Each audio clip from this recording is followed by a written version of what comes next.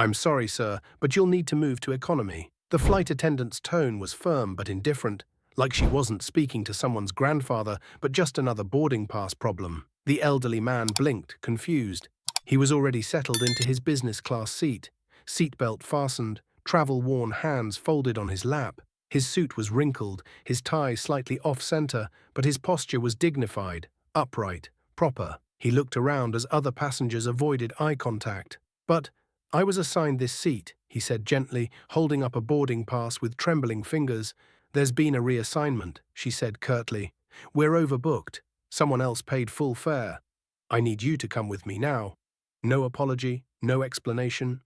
Just a decision made somewhere in a system that didn't see his face, his medals, or the weight of the years on his shoulders. He unbuckled slowly, standing up as other passengers whispered. Someone muttered, "Guess you gotta pay to stay." Another snickered.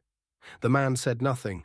He just picked up his bag, worn leather and stitched with old tags from places most people only read about, and shuffled toward the back of the plane.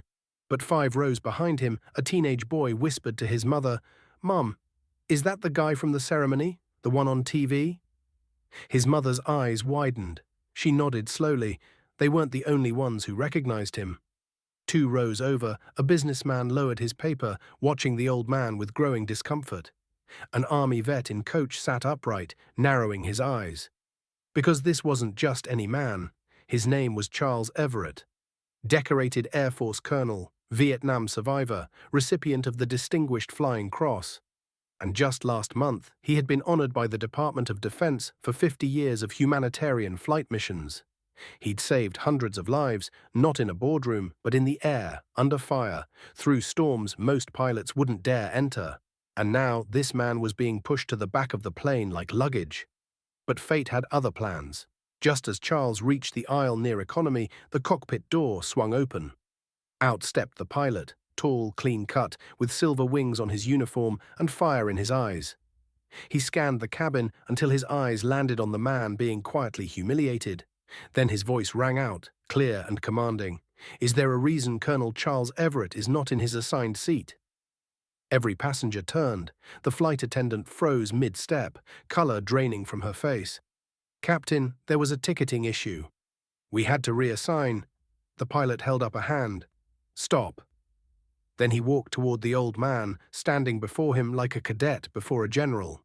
"Sir," he said, voice firm but full of emotion, "I'm Captain Reese Wallace. You flew with my father, in 1971, over Laos. He told me the only reason he made it back was because of you." Charles blinked. His eyes glistened. "Your father, David Wallace?" "Yes, sir," the pilot said. "You carried him out when his bird went down. He always said, if I ever met you, I was to stand at attention and shake your hand. And that's exactly what he did." The pilot stood straight, saluted, and then offered his hand. Passengers started clapping. Captain Wallace turned to the attendant, "Find the person who took this seat and move them to mine. I'll be flying this plane from the jump seat if I have to. Colonel Everett sits here." "No," Charles said softly, trying to wave it off. "Son, that's not necessary." But the pilot smiled. "With all due respect, sir, yes, it is." The flight attendant stammered an apology. The other business-class passenger, now realizing the gravity of what had just occurred, stood without protest. Charles was escorted back to his seat, not by airline staff, but by the pilot himself. As he sat down, passengers began standing, applauding louder. Some wiped away tears. One man in a suit leaned over and said, "Thank you for your service, sir." A woman across the aisle offered her hand. "You deserve more than this seat. You deserve a statue." But Charles only smiled and nodded humbly. "I was just doing my job." Captain Wallace returned to the cockpit, but before closing the door, he turned and gave one final salute to the man who had once saved his father's life. The cabin quieted, but hearts were roaring. When the plane touched down hours later, dozens waited to let Charles exit first. A few even asked for photos, not for fame, but to capture the moment they witnessed true respect being restored. Charles Everett didn't ask for recognition. He never needed it.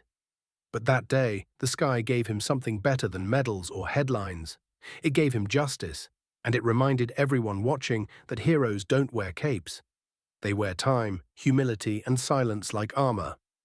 Before we end this story, let us know in the comment, where are you watching from? If this story touched you, subscribe to the channel and hit that like button and drop a karma in the comments below.